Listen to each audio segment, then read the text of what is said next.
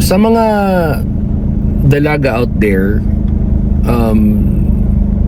this is the Papa RD's random thoughts for the day. Ayaw mo pagminyo og lalaki nga nay bisyo kung dili mo gusto nga mahimong miserable ang imong kinabuhi. Kabalo mo kung ano? Ang usa ka butang galing nga matawag nga bisyo, di gina niya ang kabian-bian. So, walay kalainan ang bisyo ug kabit.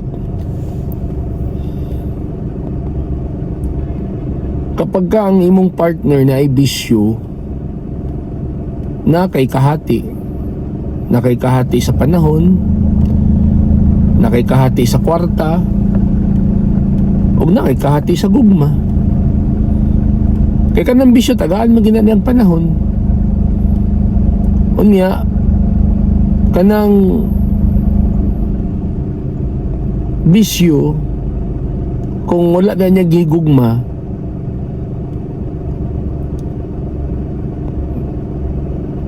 yan ang biyaan. Pero since gigugma man niya ang bisyo, di niya mabiyaan-biyaan ang bisyo. So, anak na mga kaistorya. Tapos, ang bisyo, gastuhan man ginani mo. Halos talang bisyo, ginagastuhan man. So, mabot ang panahon nga mag-away gid mo sa imong bana. Mabot ang panahon nga mureklamo gyud ka. Labi na kung magdugay ng inyong kaminyoon unya magkadaghan ang inyong obligasyon, di na pwedeng ang laki magbisyo pa. Magkadaghan na, magkataas ng inyong obligasyon, tapos mahatag palugar time or magasto palugar ang lalaki sa inom-inom, sugal-sugal, dula-dula. Wala na yung time for that. Muna nga, muna pinaka usa sa pinaka gaawayan sa magtiayon kung ang lalaki dili buundang bisyo.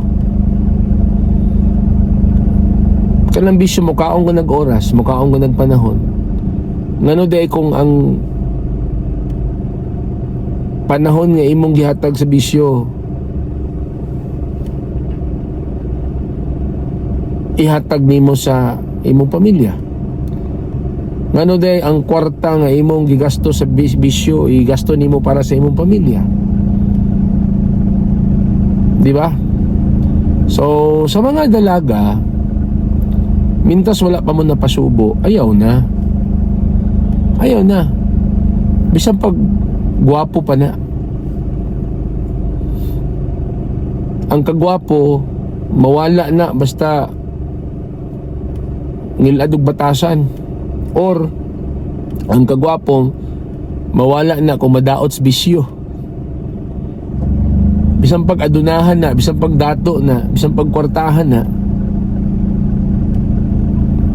mawagi po'y naidako kayong posibilidad nga mahurot na kung bisyoso. So kung ikaw babae, ngita jud ka og kanang maayong ang kapika sa kinabuhi, tanawang values sa lalaki. O usa sa red flag ana kung ang lalaki galing nakita nimo na he's hooked into something na di sa pwede nga wala na nga butang nga di na niya mabuhat, bisyo na. Ayaw na ipasubo ang imong kaugalingon. Okay? So for further random thoughts like these, please don't forget to follow or add my Facebook account, Ardison Tolibas Arsua, my FB pages, Papa Space Capital RD, my YouTube channel, Magstorieta Infovlogs, and follow also my TikTok account, Ardison Tolibas Arsua. Till next time!